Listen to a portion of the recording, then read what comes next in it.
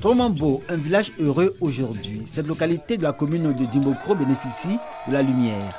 Une longue attente comblée qui ouvre pour ce village et ses populations de nouvelles perspectives. L'électrification du village, ça a apporté un impact économique à nos populations, surtout à nos braves femmes. Elles ont pu développer certaines activités, comme la vente des produits, de la boisson, ainsi de suite, tout ce qui nécessite l'utilisation du courant électrique. Et vraiment, c'est un boom économique.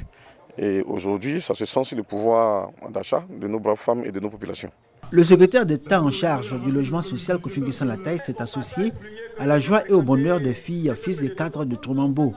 À ses côtés, le maire de la commune de Dimbokro, Bilé Djimelou Amon Gabriel, qui exhorte les populations à mener dans la synergie des actions de développement au bénéfice de Tromambo.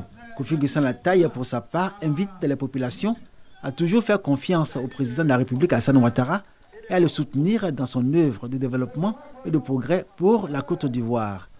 Sous son impulsion, a-t-il ajouté, nombreuses localités de la région du Zi ont été électrifiées et les populations touchées par le progrès. Grandement merci à son Excellence, le distributeur national du bonheur.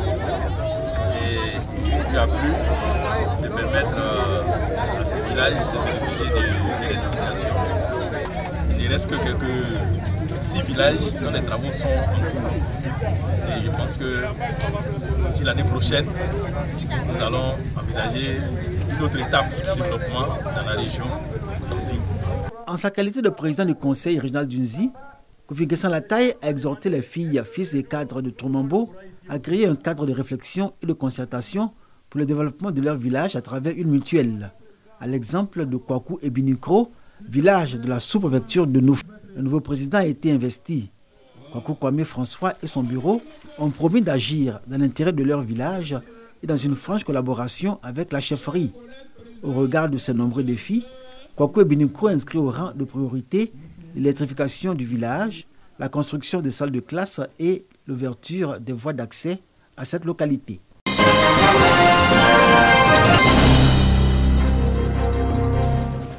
Lancé depuis le 9 août 2018, le Comité national d'identification des structures d'appui et d'encadrement, CISAE, est encore méconnu.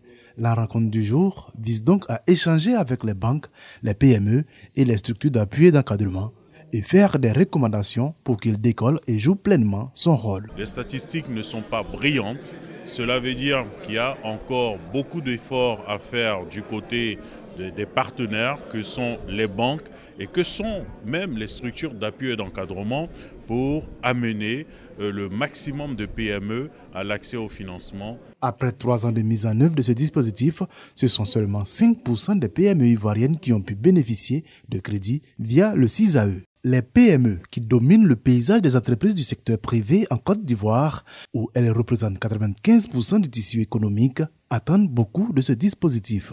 Un dispositif d'une telle ampleur ne peut être vraiment opérationnel que s'il est vraiment maîtrisé et connu par les différents acteurs. Donc ce genre de panel, ce genre de discussion, ça fait partie de tout un système de communication devant permettre justement d'amplifier la connaissance. Pour donner plus de succès au CISAE, la Banque centrale des États de l'Afrique de l'Ouest, BCEAO, préconise notamment l'assainissement du climat des affaires par les États membres de l'UEMOA et l'adhésion des banques au dit dispositif. Au 31 octobre 2021, ce sont quelques 225 structures d'appui et d'encadrement qui ont été sélectionnées.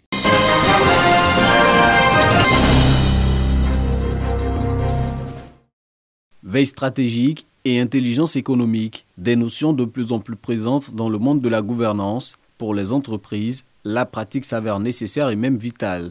De manière spécifique, par exemple, c'est comprendre comment évoluent les marchés, comprendre quelle est l'évolution des technologies, comprendre quelles sont les grandes tendances, comprendre les évolutions du goût des consommateurs, par exemple, comprendre quelles sont les nouvelles concurrences. Toutes ces choses-là, c'est absolument capital parce que si vous les découvrez trop tard, vous vous retrouvez hors jeu. Au-delà du secteur privé, la veille stratégique a fini par s'imposer dans les processus de développement socio-économique des États.